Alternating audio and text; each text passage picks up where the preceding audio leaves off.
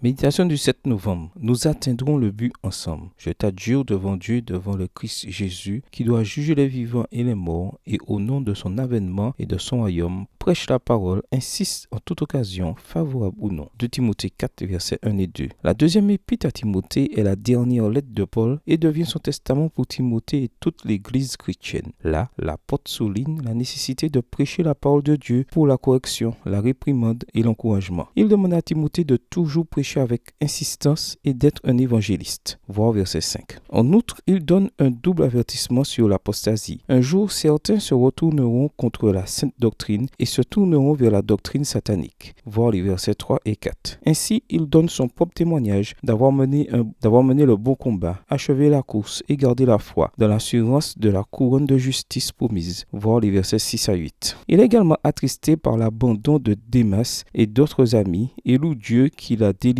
de la gueule du lion et le conduira dans le royaume des cieux. Voir les versets 9 à 18. Souvenons-nous de l'histoire de Derek Redmond, cet athlète qui s'était préparé pour les Jeux Olympiques de Barcelone de 1992. Même après 5 opérations, il n'avait jamais renoncé. Malgré tout, il était le favori dans sa spécialité, le 400 mètres. La course se déroulait très bien quand, à 150 mètres de l'arrivée, il ressentit une vive douleur. Il essaya de continuer, mais n'y réussit pas. Il tomba soudainement à terre en proie à une douleur insupportable. Voyant arriver l'équipe médicale, il décida de se lever. Il voulait finir, même s'il devait marcher. Des larmes de douleur et d'impuissance inondaient son visage. La course était terminée et ses rêves brisés, mais il voulait continuer. À ce moment-là, un homme surgit du public. C'était son père, Jimmy Redmond. Il s'approcha de son fils et lui dit « Ne t'inquiète pas, tu n'as rien à prouver à qui que ce soit. » Derek répondit « Papa, je dois finir la course. » Le père embrassa son fils et lui dit à l'oreille « Faisons-la ensemble. » Dans la course de la vie chrétienne, il n'y a pas que le premier qui gagne. Tous ceux qui persévèrent fidèlement jusqu'au bout sont vainqueurs. Vous vous sentez peut-être blessé et abattu. Peut-être que vous n'avez plus la force de continuer. Regardez Paul. Même enchaîné, il courait vers Dieu et était sûr d'avoir sa couronne. Quelle que soit votre situation actuelle, votre Père Céleste est à vos côtés et vous dit « Finissons la course ensemble. » Bonne journée à vous et que le Seigneur vous bénisse.